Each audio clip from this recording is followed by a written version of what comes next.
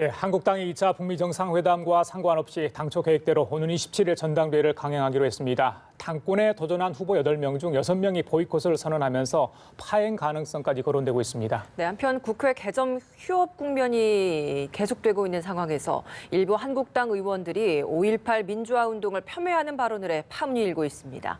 임병식 전 국회 부대변인, 정태근 전 한나라당 국회의원과 함께 정치권 이슈 짚어보겠습니다. 어서 오세요. 안녕하십니까. 자, 한국당 전대 2월 27일 얼마 안 남았네요. 그런데 좀 깜깜해 보입니다.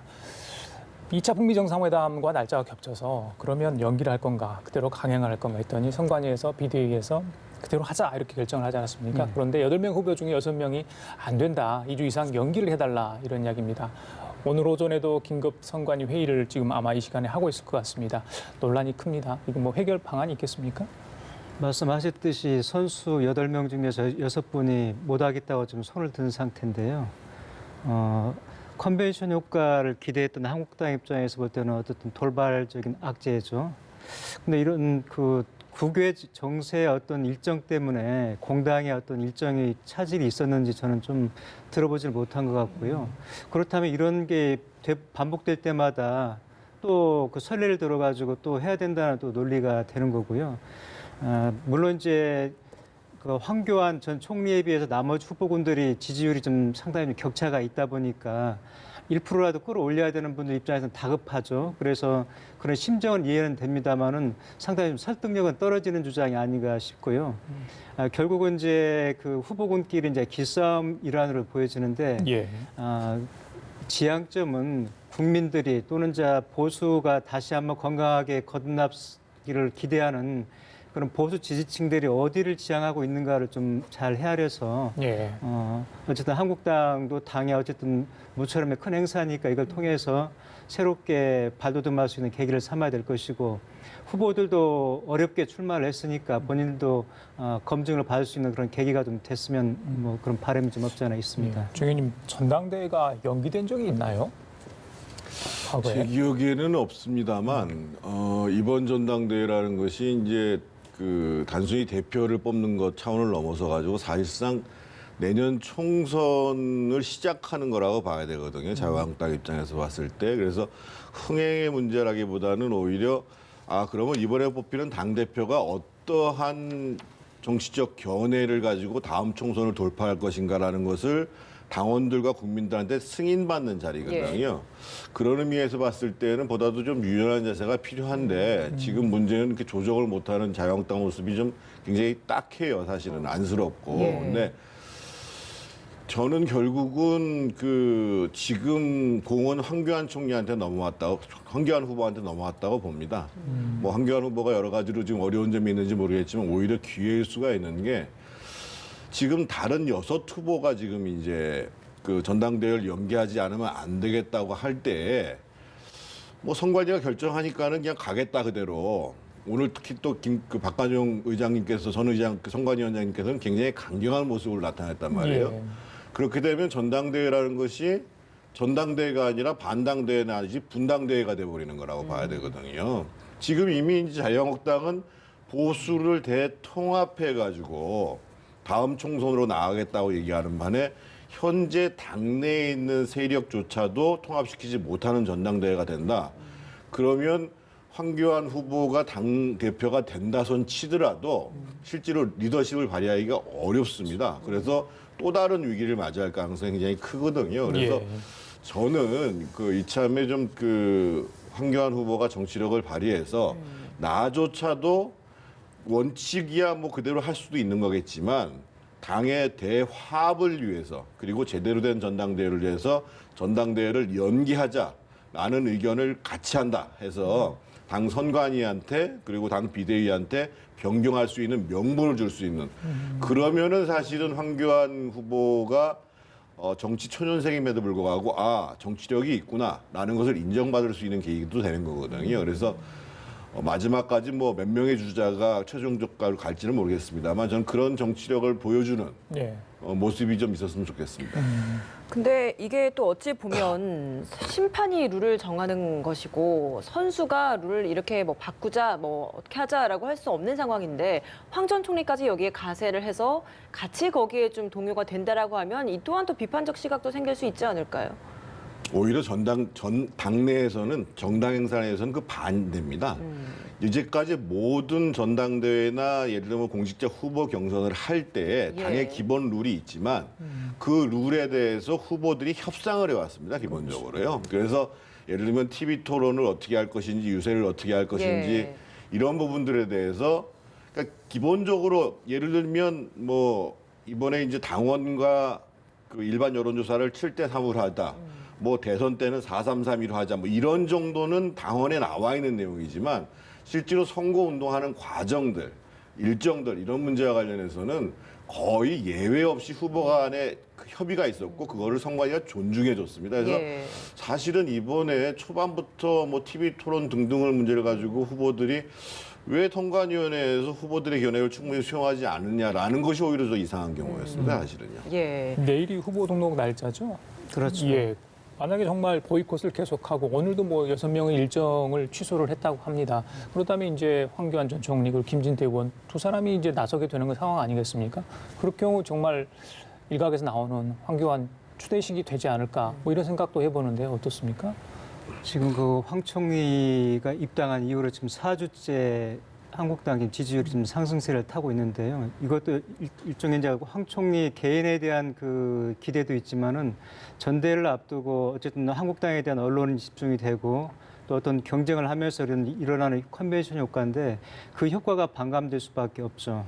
뭐 아무래도 8분이 나와서 경쟁을 하는 거하고 이미 뭐 경쟁력에서 상당히 앞서 있는 분하고 그렇지 못한 분하고 둘 싸움 보나 안 보나 이건 뭐 게임이 정해진 거니까 그 결과가 그런 점에서 볼 때 한국당 입장에서는 모처럼의 그 여론 지지율을 계속해서 이어가야 되고 또 여기에서 얻어진 동력을 바탕으로 해서 정말로 자기들이 민주당을 대체할 수 있는 건강한 보수로 합리적인 보수로 다시 한번 국민들한테 심판받을 수 있는 평가받을 수 있는 기회인데 그런 좋은 기회를 상실할 수 있다는 점에서 아마 지도부의 고민이 깊을 텐데요. 저도 아까 정 의원님 말씀에 공감하는 게 결국은 이 문제를 풀 수 있는 사람은 기득권을 가지고 있는 황교안 전 총리가 이 문제를 해결해 줘야지 그렇지 않고 본인 적당히 이 세력이 올라타서 가겠다 하면은 이길 수는 있겠지만은 어쨌든 보면은 크게 멀리 보는 시각은 아니라는 생각이 좀 들고 있습니다. 예.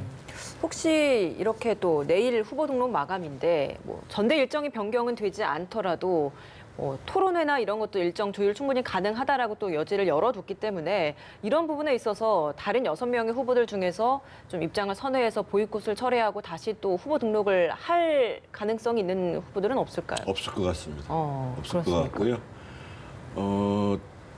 그 사실은 지금 6명의 후보는 상당히 어려운 경쟁을 하고 있는 상황이거든요. 그래서 오히려 지금 이대로 강행한다고 그러면 그걸 명분 삼아 가지고 이번 전당대회에 참여를 하지 않고 그 사람들이 모여서 비주류를 형성을 하게 되는 거죠. 그러면 이제 아까 제가 말씀드렸던 것처럼 전당대회가 아니라 반당대회 내지 분당대회가 될 가능성이 크게 되는 거죠. 그래서 예. 비대위도 그렇고 당 선관위도 그렇고 비대위로서는 뭐 또는 선관위로서는 당연한 결정을 한 거지만 그것을 무조건 따라야 된다라고 얘기하는 것은 정치가 아닙니다.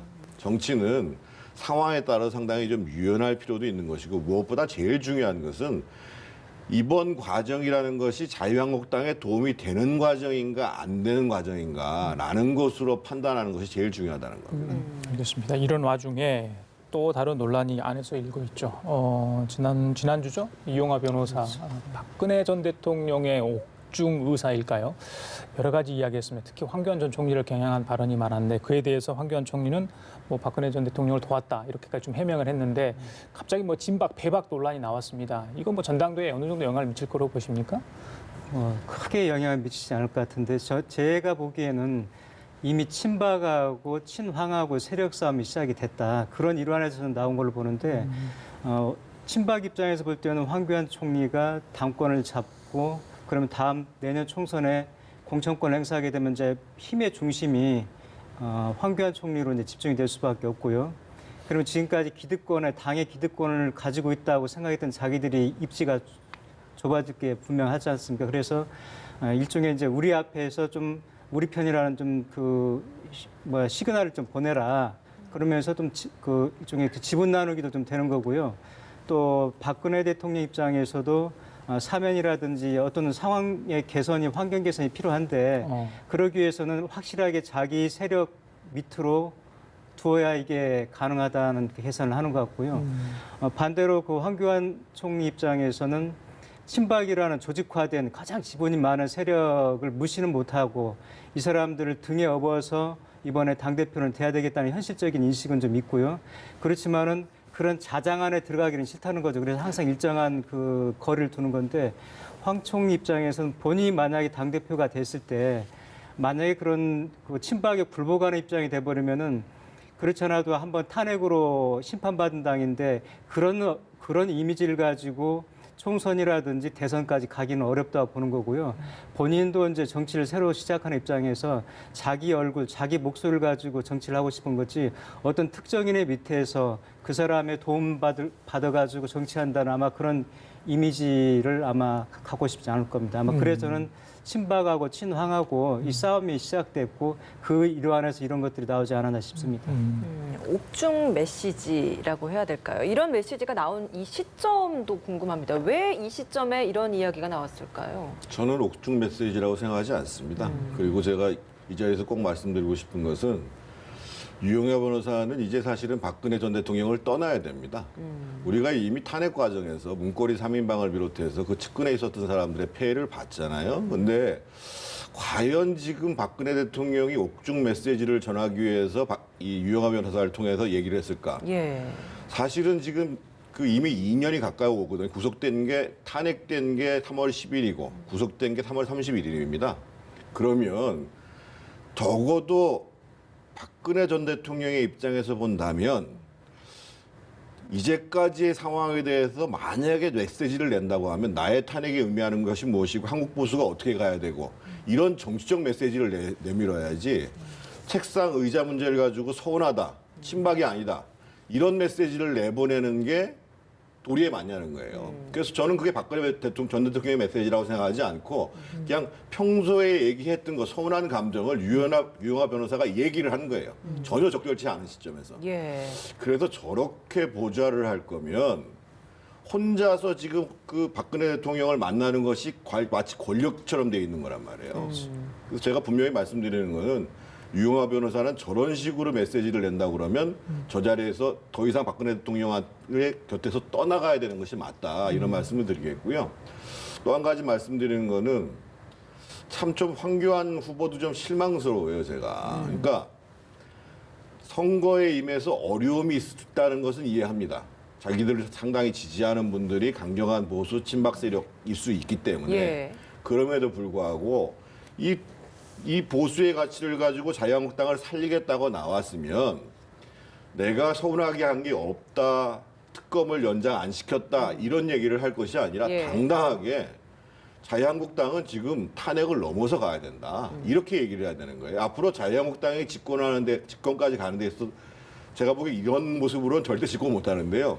적어도 한 4가지는 반드시 넘어서야 됩니다. 그러니까 하나는 박근혜 전 대통령의 문제고 두 번째로는 소위 개파의 문제고 세 번째는 소위 영남 지역주의의 문제고 네 번째는 기득권을 옹호하는 이미지 이 4가지를 넘지 못하면 절대 수권 정당으로 못 갑니다. 총선도 못 이깁니다. 그러면 적어도 당을 맡겠다고 나섰으면 이 탄핵의 문제, 박근혜 대통령 문제에 대해서 당당할 수 있어야 되는 겁니다. 지금 당장 전당대회는 어렵다 하더라도. 알겠습니다. 이 문제는 꼭 두 분께 여쭤봐야 될 것 같습니다. 왜 정치인들은 과거를 제대로 보지 못할까 이런 질문을 던지게 되는데요. 5.18 광주민주화운동, 폄훼 논란, 자유한국당 일부 의원들이 공청회 관련 주체와 또 그 현장에서 발언을 한 게 문제가 되고 있습니다. 여야 사당이 이제 공조를 할 지금 조짐까지 보입니다. 출당, 제명 여러 가지 이야기가 나옵니다. 어떻게 보십니까? 저는 그 보도를 지켜보면서 참 서글프더라고요. 우리 사회가 어떤 특정 현안을 놓고 조금씩 견해를 달리할 수는 있지만은 이게 정치적으로라든지 사법적으로, 행정적으로 다 정리가 된 사안을 가지고 어떻게 저는 정반대 입장을 낼 수 있는지, 그분들이 한 번이라도 광주를 제대로 가보셨는지, 광주 5.18 매역 가서 한 번이라도 그분들의 아픔 목소리를 들어봤는지, 저는 그걸 일단 묻고 싶고요. 이미 본인들이 몸담고 있는 당에서도 95년도 YS 김영삼 정권 때 특별법을 제정이 됐었고요. 그 이후로 이제 국가기념일로 승격이 됐고 국립묘지 승격하고 이런 일련의 절차가 있었단 말이죠. 또 박근혜 정부 때는 지만원 씨의 그런 북한군 개입설에 대해서 대법에서 최종 대법심에서도 유죄 확정 판결을 내렸던 거고요. 물론 벌금형이긴 합니다만은 이렇게 어쨌든 정치적이 됐던 사법적이 됐던 다 정리가 된 사안에 대해서 전혀 다른 입장을 낼 수 있다는 게 저는 그분들의 정신 상태가 솔직히 좀 의심스럽습니다. 그리고 이게 제명 정도는 이제 저희가 개입할 적은 아니지만 국회 윤리특위를 열게 되면은 3분의 2 이상의 뭐 그 동의를 얻어야 되는데 이건 제명이고 탈당이고 이걸 떠나가지고 그분들이 역사 앞에서 도대체 어떤 생각을 가지고 있는지 저는 그런 인식에 대해서 좀 묻고 싶습니다. 참 한국 보수 정치인들 중에서 다 그런 것이 아니고 보수의 가치에 대해서 무지한 분들이 너무 많은 것이 지금 문제인데요. 민주화의 역사나 자유민주주의를 부정하는 것이 보수가 아닙니다. 민주화나 자유민주주의를 부정을 하는 것은 수구고 퇴행일 수밖에 없는 것입니다. 보수의 가치 중에 가장 중요한 것이 자유주의의 가치인데요. 그래서 한국 보수에 대해서 그렇게 얘기를 해요. 자유주의는 없고 권위주의만 많다 이런 얘기를 하는데, 특히 지금 이분들 같은 경우에는 이미 진행되어 온 역사를 무시하자는 거거든요. 조금 전에 말씀해 주셨습니다만 이 본인들이 자유한국당의 전신이라고 하는 신한국당 시절에 1993년 5월 달에 그 당시에 김영삼 대통령이 이렇게 얘기를 합니다. 문민정부는 5.18을 계승한 민주정부다. 이렇게 얘기를 해요. 그러고 난 다음에 조금 전에 말씀하신 것처럼 95년 12월 달에 5.18 특별법이 제정이 되고 그로 인해 가지고 소위 12.12 내란과 5.18에 대해서 처벌을 하게 됩니다. 그렇죠. 그리고 본인들이 그렇게 좋아한다고 하는 박근혜 대통령이 2007년도에 광주를 방문합니다. 그래서 5.18은 민주화운동이라고 얘기를 해요. 그래서 저는 아까 지만원 씨 2013년 판결을 말할 것도 없고 이미 왜 이분들이 도대체 이런 얘기를 하느냐. 그 이유는 아주 정말 천박하고 단순해요. 당내에서 강경한 세력들이 존재하기 때문에 그 사람들 편에도 받으면 최고위원에 당선될 수 있다고 생각을 하는 거예요. 그런데 정치인은 적어도 역사와 국민한테 책임을 지는 자세를 견지하지 못하면 정치하는 자리에 있지 말아야 됩니다. 그래서 정말 이런 과정들이 그나마 자유한국당이 뭔가 건전한 보수정당으로 다시 거듭나려고 하는 시점에 있어서 당에 결정적인 해악을 끼치는 거거든요. 그래서 저는 지금 다른 야당에서 뭐 들고 나서 막 얘기를 하는데 이 문제는 자유한국당 내에서 정말로 엄중하게 다뤄야 됩니다. 아마 과거 같은 예를 들면 한나라당 시절 같았으면 저런 발언을 하는 사람이 있었으면 막 당내 수정파들이 가만히 안 있었을 겁니다. 그러니까 징계는 징계대로 하고요. 한국당 일단 당 지도부뿐만 아니라 자유한국당 내에 건강한 보수를 지향한다는 세력이 이 문제를 어떻게 처리할 것인가에 대해서 분명히 얘기를 해야 됩니다. 나머지 정당이 얘기하는 것은 뭐 정치공태 차원에서 충분히 할 수 있고 하는 얘기지만 자유한국당이 정말 건강한 보수 정당으로 갈 것인가 말 것인가는 아주 시금석이 되는 사건입니다. 이게. 근데 당장의 원내대표는 여기에 대한 해명을 내놓을 때 역사적 사실에 대한 다양한 해석은 있을 수 있다라는 식의 발언을 해서 또 이 논란이 되고 있는 부분이 있거든요. 그러니까 나경원 대표가 역사적 사실을 공부를 안 해서 그렇죠. 제가 조금 전에 말씀드렸잖아요. 이 문제가 어떻게 정리돼 가는가에 대해서 제가 93년부터 쭉 진행되었던 과정들이 있었던 겁니다. 이것은 서로 다른 해석할 문제가 아니었습니다. 이미. 아니 대한민국의 국회의원이 법으로 정해서 평가하고 헌법재판소에서 판결한 내용을, 그러니까 헌법재판소의 내용은 뭐냐면은요.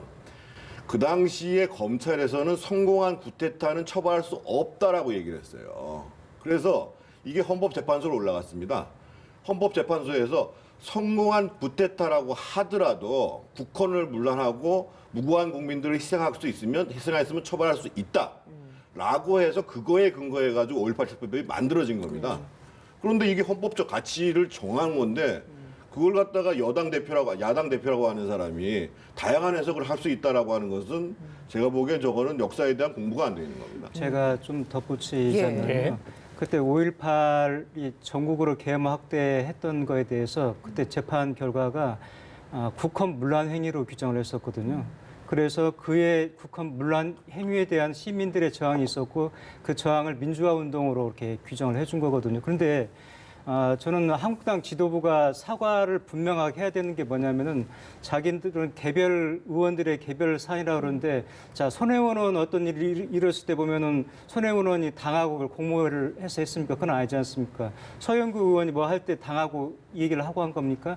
그럴 때는 당에서 뭐 사과해야 된다 그러면 자기들은 개별 의원의 의견이라고 그러고 또 역사 인식이 아주 저는 얕다는 게 뭐냐면은 앞서도 말씀드렸지만은 뭐 다양한 해석이 있을 수 있다. 물론 있을 수 있지만 이거는 해석의 문제가 예. 아니거든요. 그런데도 아주 뭐 아픔을 줬다면 유감이다 이러는데 저는 당 차원에서 정말 분명하게 사과를 하지 않으면은 아마 국민들의 거센 역풍을 아마 피해갈 수 없을 거라고 저는 확신하고 있습니다. 당대표 출마한 김진태 의원 발언 좀 어떻게 들으셨어요? 당 내부의 문제를 당 외부에서 다른 당에서 이야기하는 건 적절치 않다. 오히려 이건 날 더 띄워주는 것이다. 이런 식의 발언을 했는데 어떻게 보셨습니까?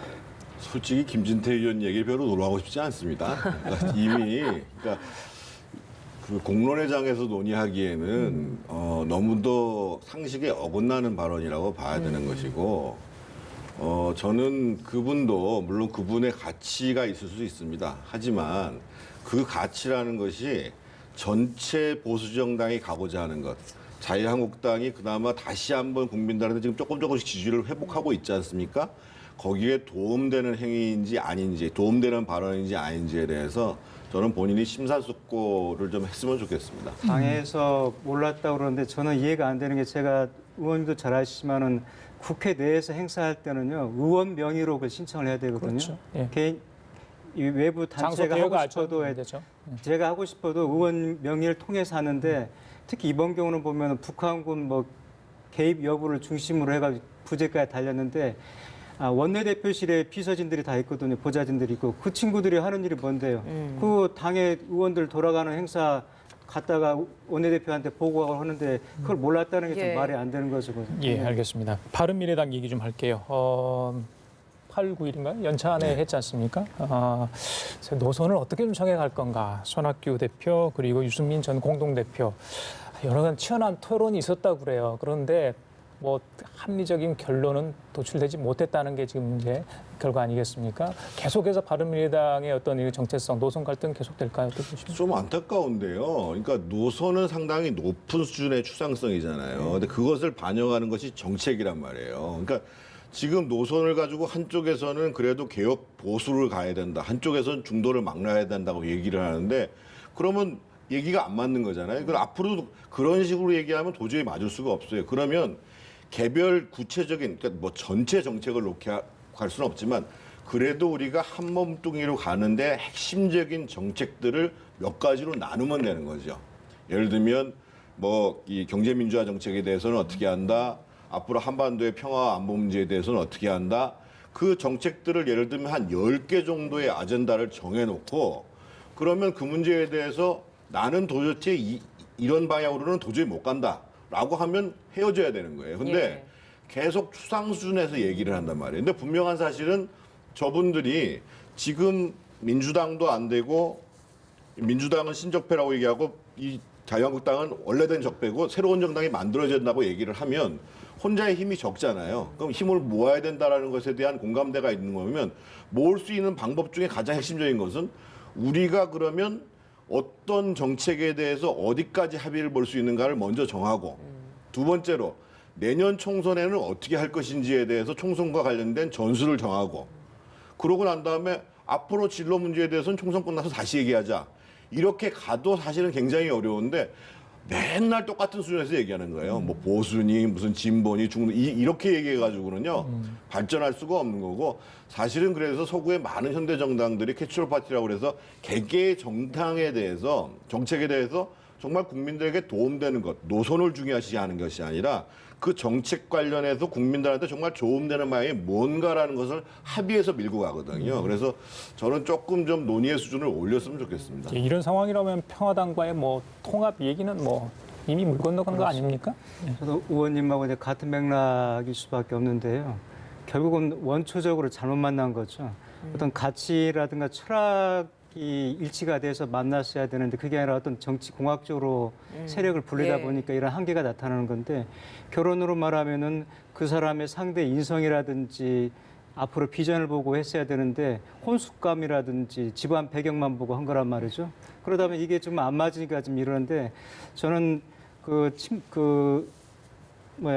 유승민 의원 입장에서는 어쨌든 한국당의 당 전당대회가 끝나게 되면은 친박으로 재편될 가능성이 좀 없지 않아 있지 않습니까? 그러면은 그런 다시 친박당이라는 그런 여지를 뚫고 들어갔을 만한 그런 합리적인 보수시장이 열릴 거 보는 거고 이쪽 그 나머지 호남 출신의 그 바른미래당 소속 의원들 입장에서 보면은 민주당 지지율이 어쨌든 계속해서 하락을 하고 있으니까 호남에서 다시 한번 정치 지형을 재편할 기회가 있다고 보는 거죠.